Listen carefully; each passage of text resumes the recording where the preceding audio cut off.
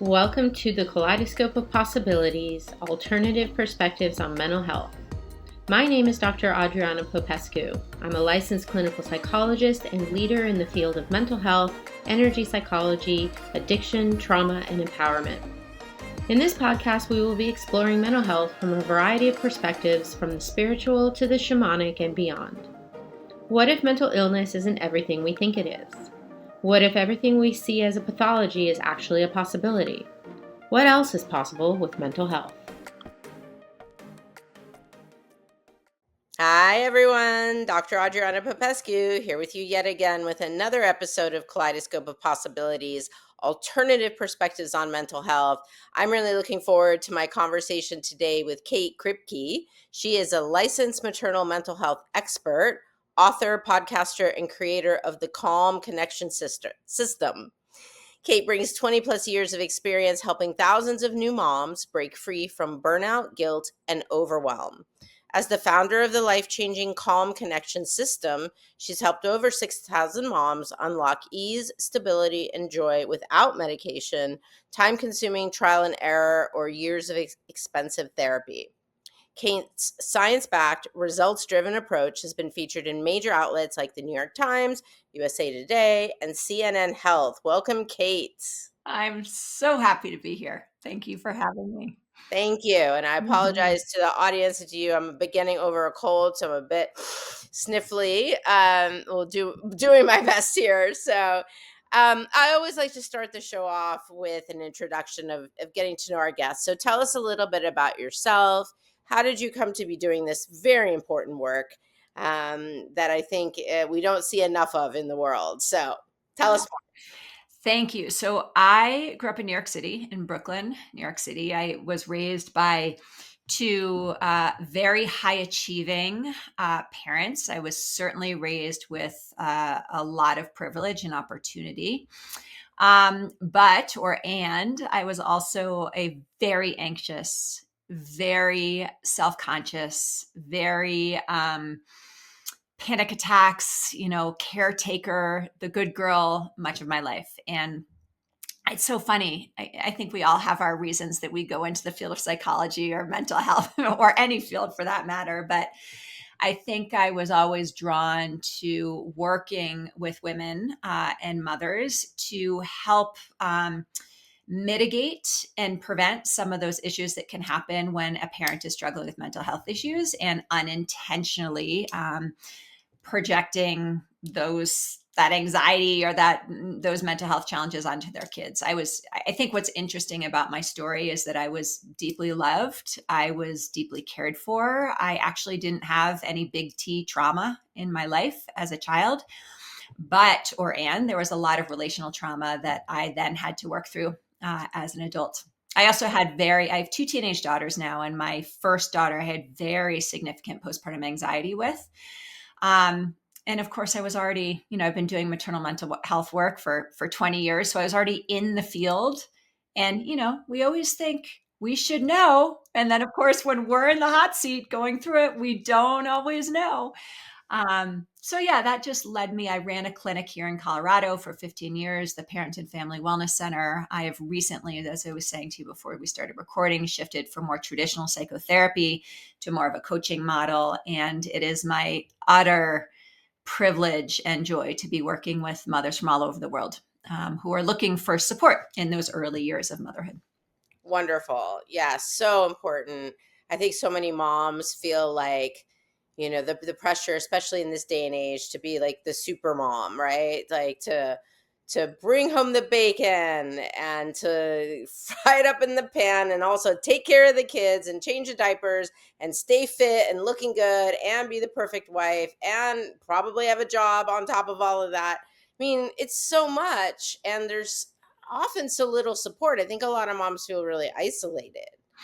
Yeah, I mean, it is my I'm sure shared opinion that we do not do a good job in our country supporting mothers, parents in general, but in supporting mothers. And I think even on the flip side of that, not only do we not do a good job supporting them, but we tend to also put a lot of pressure on them to be uber engaged and uber involved in children's lives. And I really understand the science behind that. I do think it's important to know how, to form secure attachments. I'm sure we'll jump into that with our children, but the pressure to be there all the time and to make sure our children are not upset and to do it right while also having jobs or running businesses and also keeping up with the Joneses with our homes and I literally talking about it makes me go into heart palpitations. It's too much. It's too much. It's a setup for a lot of emotional overwhelm for sure. Yeah.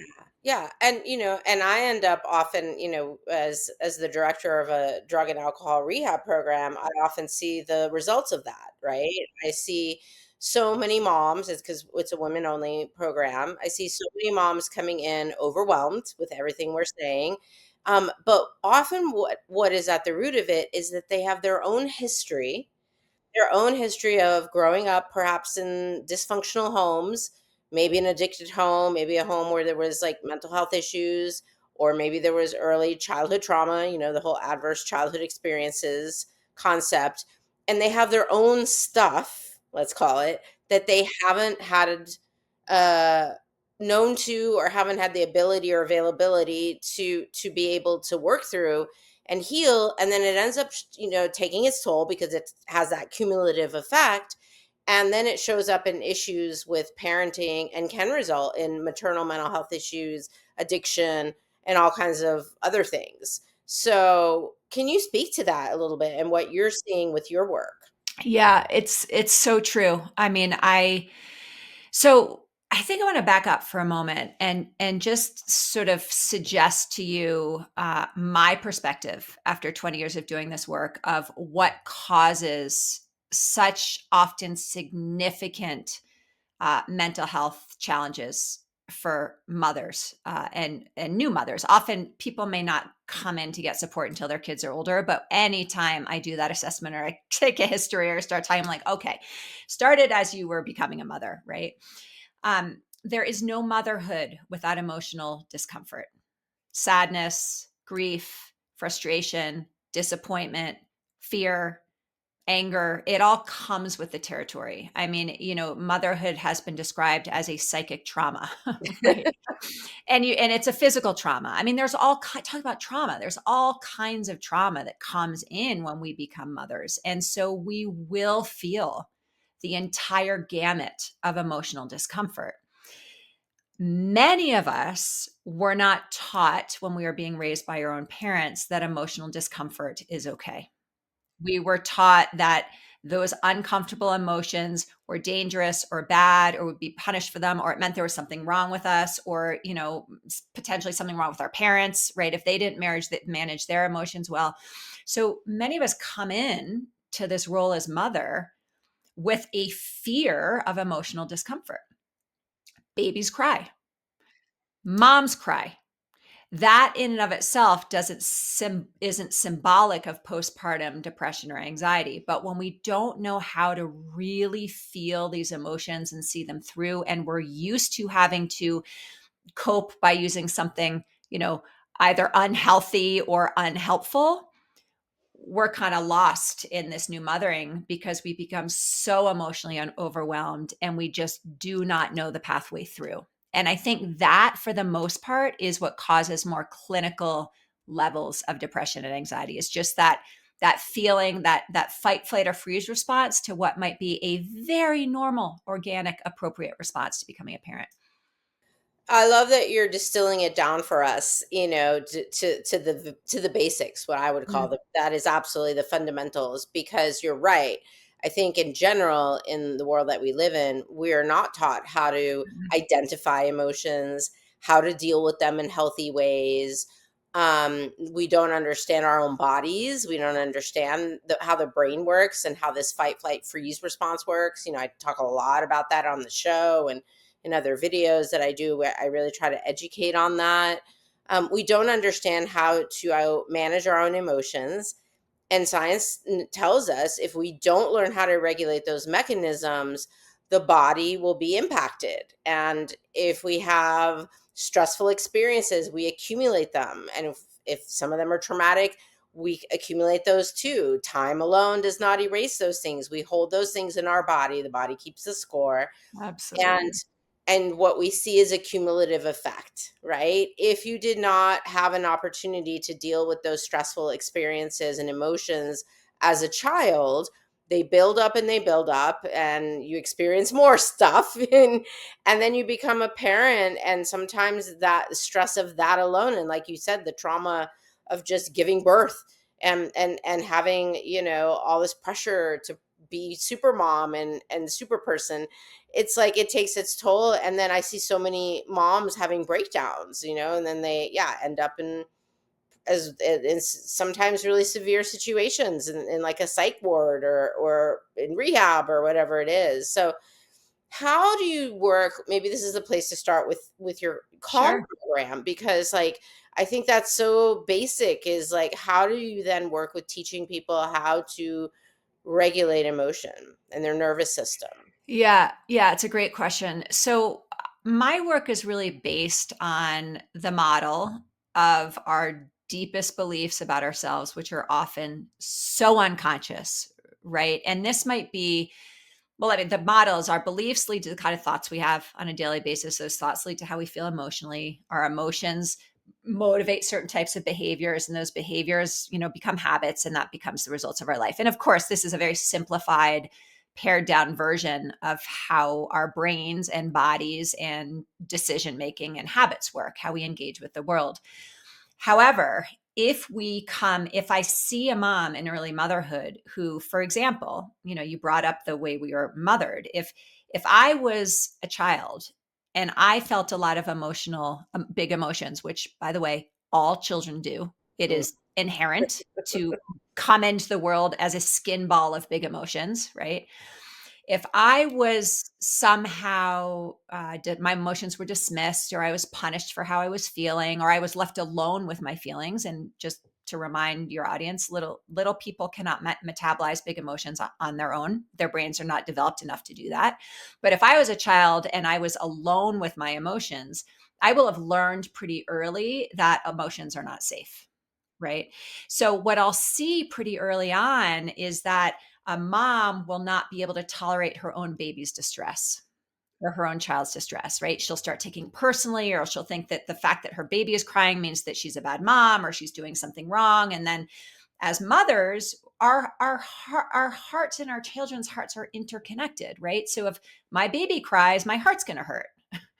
But if I don't know how to tolerate my own emotional discomfort, there's actually no way I can tolerate my child's emotional discomfort. And so, really, where I start with folks are, what were you taught to believe about emotions? We want to go back to the root of that. What were you taught to believe about being a mom and being a good mom? What were you taught to believe about caretaking? What were you taught to believe about emotions? Because a lot of those beliefs are, for many of us, are going to be fear based, scarcity based, not enoughness based beliefs. And we have to start there, because we can teach the skills: belief, thought, feeling, action. We can teach the new actions.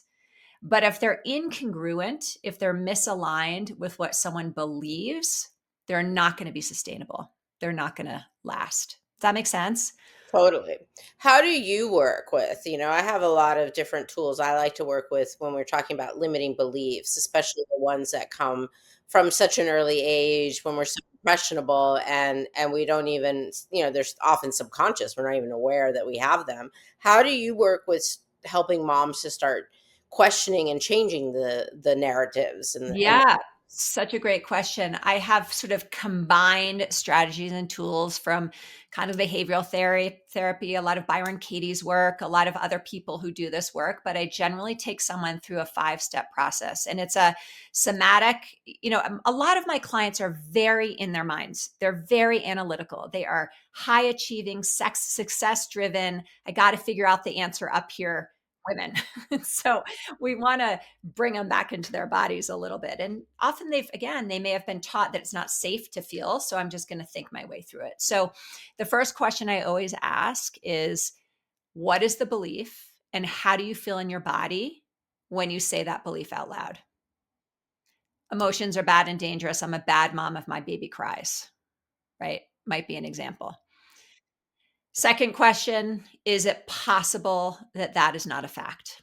Is it possible that that belief is not true?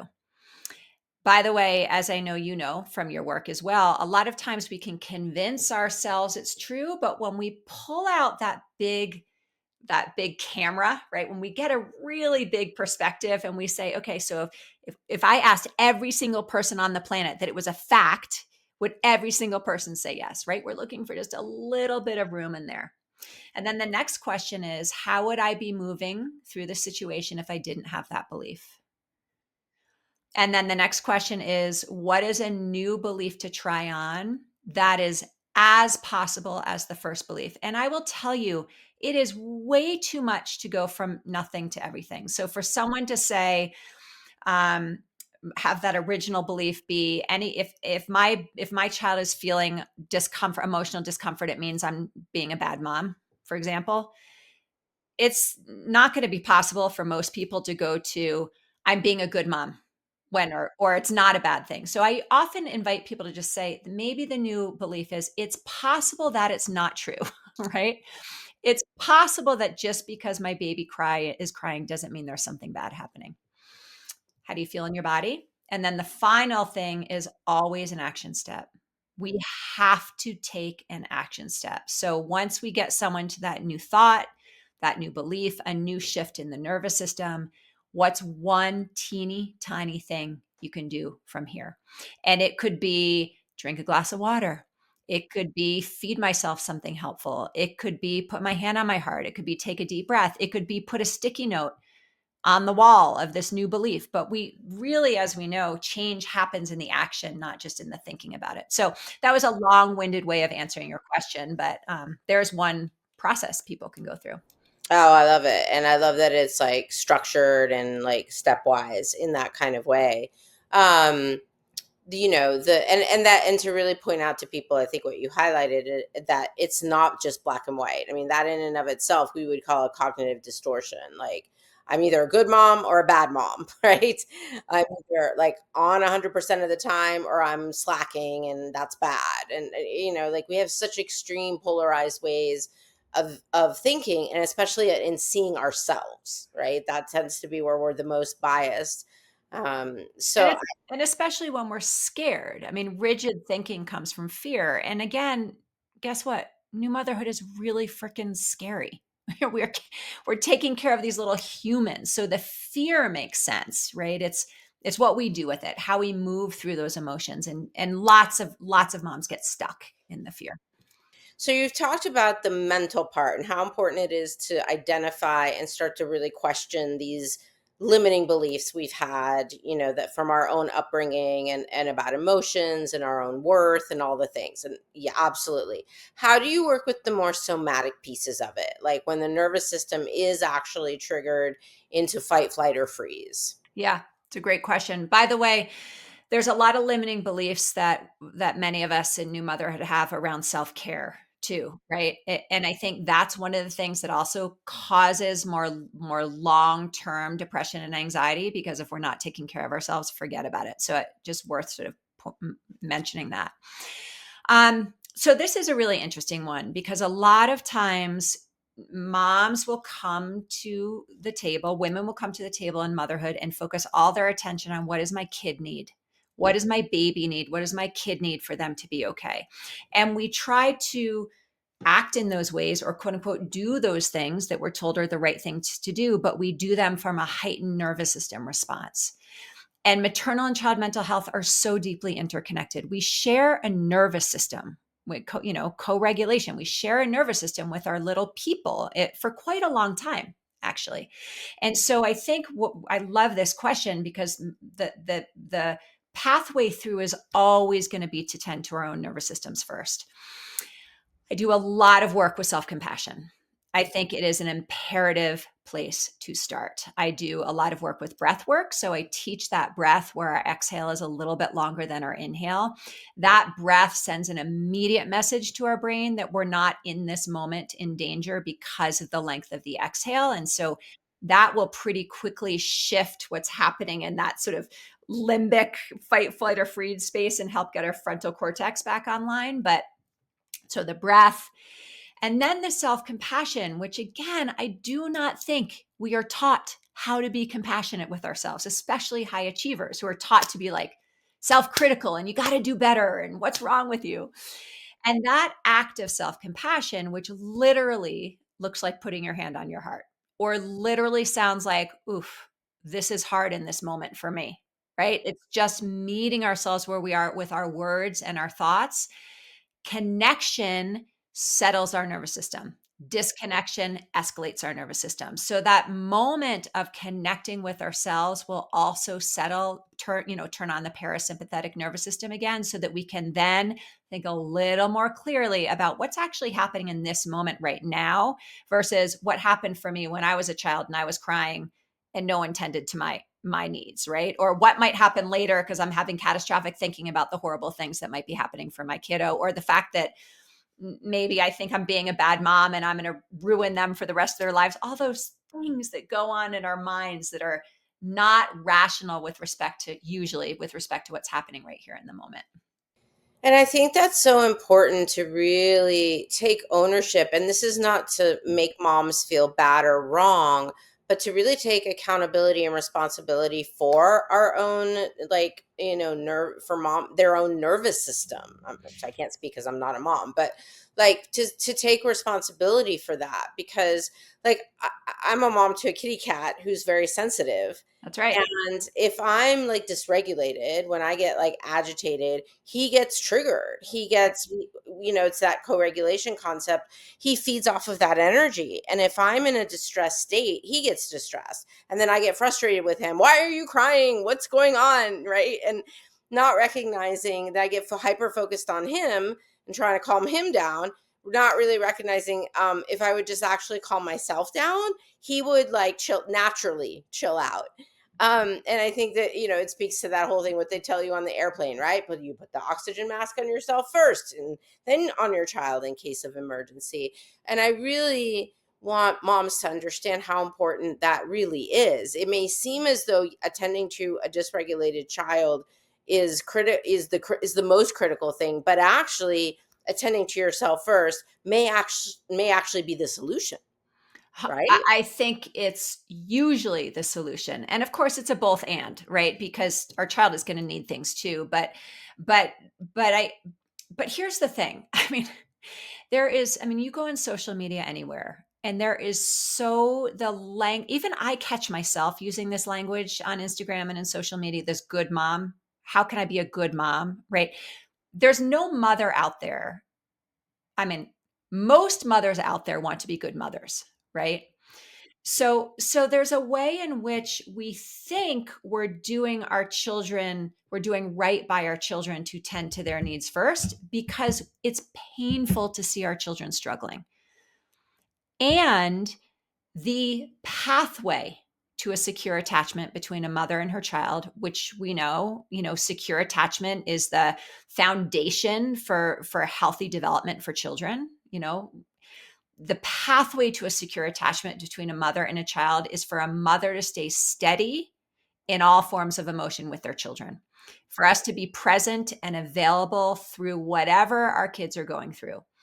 And that requires a steady nervous system. It doesn't mean we have to feel blissful when our child is angry or feel good when our child is sad. But that point of like, okay, if I'm going to meet my child's needs, I actually have to approach this kiddo with an ability to accept everything that they're feeling in this moment. Just side note, we don't have to accept the behavior, but accepting the emotion, because I cannot stress this enough. The feelings are never the problem. The feelings are never the problem. And so in order to be able to show up and follow through with that statement, which is actually a fact, and we can talk about that if it feels helpful, but in order for us to follow through with that, we actually have to be so steady. Otherwise, we're acting and reacting from fear. And that, just to your point, bubbles up the energy between that mom and that kiddo and increases the kiddo's dysregulation. So what I'm really getting from this is how very important it is to normalize emotions, Yes. right? Like, Yes. to learn how to tolerate them, and to teach, Yes. and to be, not only be able to tolerate our own emotions as adults, and those of us that are parents, but to be able to tolerate the child's emotions. We want to go fix it right away. There's a lot of parents, who grew up with, oh, you're crying, here, eat this, and would give them food to, like, you Or know, what's wrong? What's right, wrong? You're crying. What's wrong? right, Even that that's statement, it's right. an instinctive statement, but it Yes. suggests something, right? Right. Like, if we fall down and injure ourselves and we start crying, the body releases endorphins, our natural painkillers. There is a biological mechanism for reason for crying. Crying is a release of emotions, and it releases painkillers if we are in a situation where our body's been injured. It is the most natural thing in the world. To assume it's bad and wrong and that my job is to make it stop, um, you're cutting off the natural resolution of it, because if you just gave your child like a minute or two to cry, they'd be over it. Or if you gave yourself a chance to cry, you'd be over it. And yet we don't, and so that's how the messages get given, right, from such a young age. Well, it's not okay to feel feelings. Feelings is bad or wrong. There's something wrong with me that I'm feeling the feelings. I think if we started back at the basics again, right, like, emotions are okay. It's what you do with them that really is the key piece. 100%. I mean, that's what's so interesting, right? If we have a fear-based limiting belief about feelings and emotions, that they're bad or wrong or dangerous or whatever it is, we we begin to try to control the things that we don't have control over. I mean, to your point, we cannot control, our body is going to react to what's happening based on a million things. So for me to believe that I can control the initial flood of emotion in my body, I can't. And the fact that I can influence it, but I can't control it. I can do something with it. And same with my child. I cannot control how my child feels. So, but I think that's a distinction that's worth making here. The difference between control and influence, right? I can influence how my body is responding to threat and stress. I can influence what happens next after I have a rush of a fear-based fight, flight, or freeze response, right? And I can influence based on my thinking and based on my actions. But I cannot control my child and how my child feels. And I think when we just recognize, to your point, that an emotion is a normal part of being human. In fact, my definition of mental health, which I did not make up, but I certainly live by it and coach by it, is that our internal emotional experience is matching what's happening externally. Right? If I'm a small child and a big dog, even if the golden retriever comes running up to me, I'm gonna feel scared, right? If I have if I write an email to someone and I'm looking forward to having that email returned and the person doesn't return my email, I'm gonna feel disappointed. And so that's the first part. And then the second part is that we have healthy coping strategies to move from that more unpleasant emotion back to a baseline of more steady, pleasant emotion. And I think many of us think mental health means that we feel good all the time. Oh, right. And it's just not an accurate definition of No. mental health for us or for our children. No, mental health means it means the inclusion of all different kinds of emotions. That's what's healthy. It's not healthy to not feel emotions. It's not healthy to only feel good emotions and not what we are calling, bad or negative emotions. Like, Yeah. it's all a gamut, right? It's like all the colors in the crayon box. We are meant to feel all of it. That's why we're here having this human experience, is to feel and experience all those different frequencies and energies. But right, what do we do with them? Now, this one, I want to then jump back for a moment to this idea of trauma, because you mentioned, often we don't have control even of our own emotional, what's happening with us emotionally. And we don't have always control of what triggers our nervous system, because it's happening in our brain at such a neuroception is so instantaneous. If our brain decides somehow we're in danger, it's immediately going to launch this stress response to fight, flee, freeze, and we don't have control over it necessarily when it's initiated. But trauma really plays a role in that. So can you speak to, a little bit about how, especially the early life traumas, can impact a mother's a later mom's nervous system and her ability to deal with what comes up when she gets triggered? Yeah, absolutely. It's a great question. So I think it's fair to say that all of us have some form of trauma. We do not all have big T trauma, but we all have some form of trauma. And I think a lot of the types of trauma that some people might have that they're not thinking about as trauma is relational trauma, right? Not having our needs met when we're young people in the most important relationship dynamics, which are typically our parents, right? And so, of course, we can have bigger people, tons of people have bigger trauma too. But I just want to sort of begin this by saying, I have yet to meet someone that has no trauma in their lives. And so to your point, you said it earlier, we hold the trauma in our bodies. It gets stored in our bodies. And so it becomes sort of part of our unconscious hardwiring, right? It is something that we are not thinking about on a regular basis. But if there's something outside of us that triggers something old that's unresolved, we are going to pretty quickly have a reaction in the moment, even if in the moment something isn't dangerous in the moment. If it reminds us of something that felt dangerous in the past, we're going to have that nervous system response. And again, I think what I see over and over and over in new motherhood, that the trauma and therefore the trigger has to do with meeting a child's needs when a child is distressed. It's a really interesting place where many moms become retriggered. Childbirth, of course, is another one. I mean, if people have, sexual abuse histories or physical abuse trauma histories, childbirth can be incredibly triggering, as can breastfeeding, right? So as can motherhood when people are crawling all over you and there's no space, right? So there are these triggers. And I think it's really important, again, to come back to this role of self-compassion, to understand the function of the brain. Like, it is not someone's fault that they begin to panic when their baby is crying if when they were a child they were left crying a lot as a child and didn't have their needs met. Like, it's going to bring things up. And so I think that's where that sort of self-compassion, validating, gosh, the psychoeducation. Can we please talk about this? I mean, I wish we talked more about how the brain works, because when it comes to mental health, we tend to try to just fix the problem without talking about the science behind it. Actually makes a lot of sense this is happening. So let's not see you as broken or there's something wrong with you. Let's just look at what's happening in your brain, because it actually makes a ton of sense. I don't know if I answered your question. I may have taken that in a You different totally direction. did, and gave me a bridge to the next part, which is, and there are a lot of people who I don't even know what trauma is, and they think Yes. it is the big T trauma stuff, Yeah. and but it isn't. It's a lot of things, and more subtle. I really like the languaging now of the overt versus the covert Yes, for sure. trauma versus Uh-huh. even big T little T. I like that languaging a Yeah.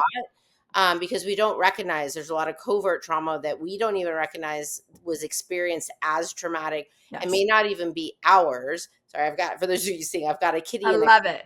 I a little love it. kitty in a cone. I love it. Poor He's had kitty. his own trauma in my lap right now.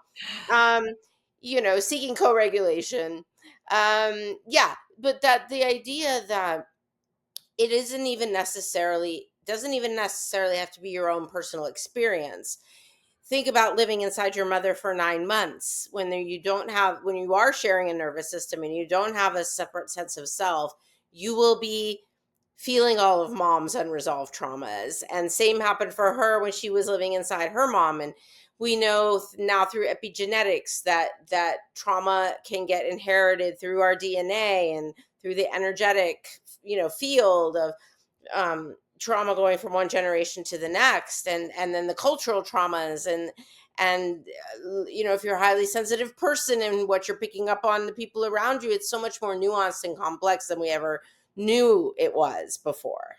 There's so much. And I think what happens in motherhood almost always is that if we're not aware, if we're not asking ourselves the helpful questions, we will very unintentionally project our trauma onto our kids because we are trying to protect them, right? We're mama bears. And the problem is that often we're trying to protect them from something that isn't theirs. And, I think one trauma, I'm going to call it a little t trauma because I've seen it really cause a lot of internal stress for people, is I don't know, for the purpose of this conversation, I might call it identity trauma, right? When we're growing up and our parents have expectations of us that don't necessarily match how we think of ourselves, right? If our parents expect us to, excel and achieve great things, which again, we all want our kids to do well and achieve great things, but there is a type of parenting. Certainly, I'm 52. I certainly, there are a lot of people in my generation who are parented this way. I think I see it happening very unintentionally in a little bit of a different way in this generation of parenting, where we're all over our kids all the time trying to prevent any distress, but there becomes this sense of I have to succeed and achieve great things in order to be enough, in order to achieve love, in order to feel competent and confident. And if I'm not achieving amazing things, that must mean there's something wrong with me. And we can very unintentionally project that onto our kids when our kids aren't rolling over as soon as we think they should be, or if our children aren't sleeping as well as we think they should be, or and again, it can get confused and confusing because we can think we just want what's best for our child. But if we don't really do that important reflective work to ask ourselves, what is my self-image that I might be bringing into my mothering around what I define my sense of self-worth as, that I will, if I'm not paying attention, to direct the same thing to my kiddo. And it's really intense for many moms. And I have so much compassion because I grew up in that, type of family. And I also felt so much anxiety as a child when when my little baby, who literally had nothing wrong with her, I was convinced there was something wrong with her, right?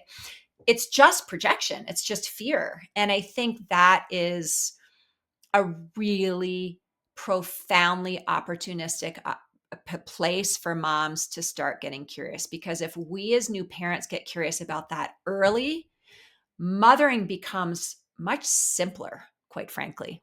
There's still logistics, but not as effortful, not as draining, because we can step back. We don't have to do everything all the time, because we can step back and trust that the emotion's not the problem, and that we can be a solid, steady parent for our child, and they can fall down and come back and trust we're going to be there. And it actually makes parenting a lot easier when we can separate ourselves. Does that make sense? Totally. And this is bringing me to kind of the last topic I wanted to explore with you, which is that of parenting styles. And we are of the same generation, and I don't know, I joke about, like, I grew up like very in a free range, I call it. I was a free range kid. I was able to run around outside, even when I was living in New York City, because I moved there after living in a very rural area.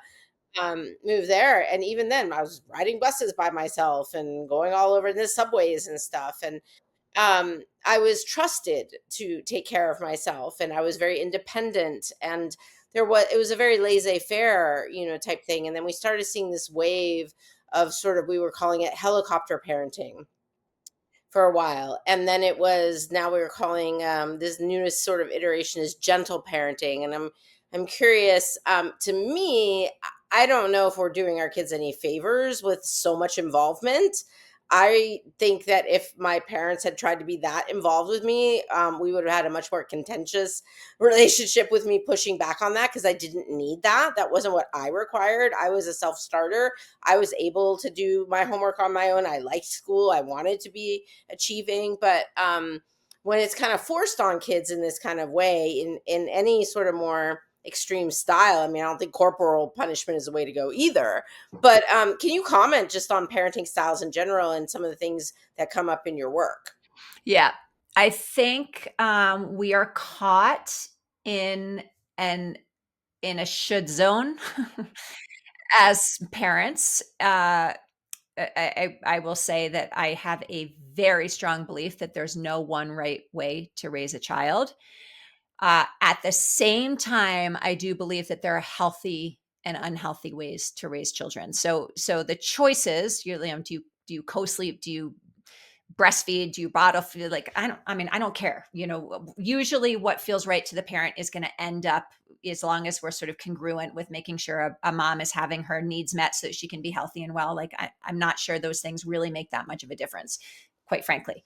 I think that what is happening is that we are so caught up in this idea of what it looks like to be a good mother. What does the good mother do? And what do bad mothers not do? Right. And we really forget, again, I'm bring out this word attachment again. It's gentle parenting. And in my generation, when I was raising my daughters who are now 16 and 18, it was attachment parenting, which I think is still out there somewhere. Is nothing to do with the theory of attachment, but attachment parenting is also a parenting style. And there becomes this way in which we think, if I'm a good parent, my child doesn't feel distress. If I'm a good parent, my child is succeeding. And we forget in all of this the value of discomfort, of falling down, of failure, of mistakes. And you and I in the field of mental health, we understand you do not get a resilient child without struggle. You do not get a brave child without fear, and then those children become adults, right? But there's this way in which, again, we feel, the Surgeon General came out with that statement several months ago saying, we are making our parents sick because of this. Literally, it was like a national, what's the word I'm trying to come up with? It was like yeah. Yeah. This whole idea that the way we're telling parents they need to parent their children is literally making parents sick with depression and anxiety. And when a parent gets sick with a depression and anxiety, very likely a child is going to struggle with depression or anxiety. And the pressure to be making sure our children are okay all the time is such a disservice to attachment and child development. So I think it's really important that as parents, we're paying attention. I think we need to be watching. I think we need to remain curious. I think we need to be asking questions. I think we need to be setting boundaries. I think we 100% need to be teaching our children that how they feel makes sense. So, if we're totally distracted and not paying attention and our kids are free range, we want children, that the metaphor that I love using, which is often used, is as parents, we want to be sitting on the side of the swimming pool. Right?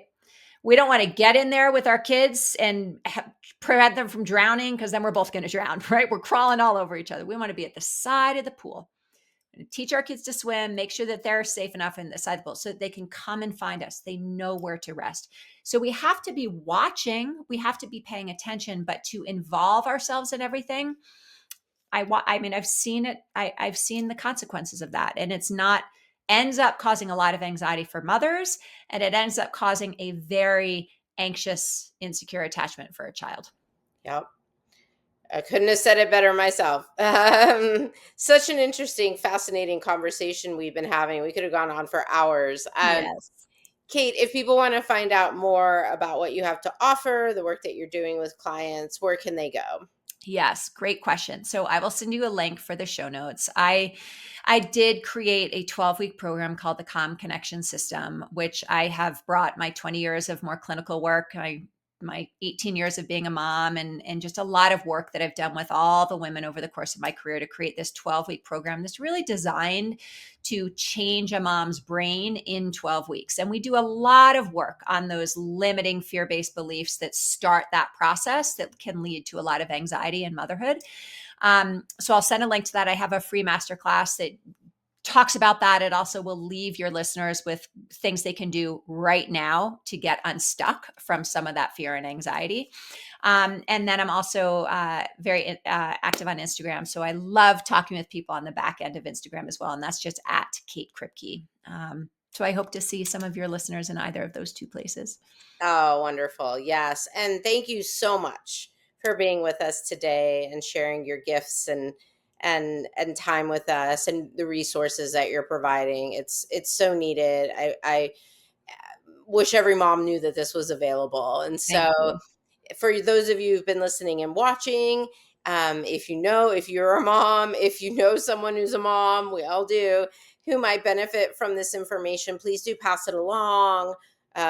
Subscribe, like, review, rate, all the things that will help us get this information out there. We're both on a mission to empower people to know that you can take charge of your mental health. You can heal the traumas and wounds and things that have created limitation in your life, and you can create a happier world by healing yourself. And so together we can do this thing.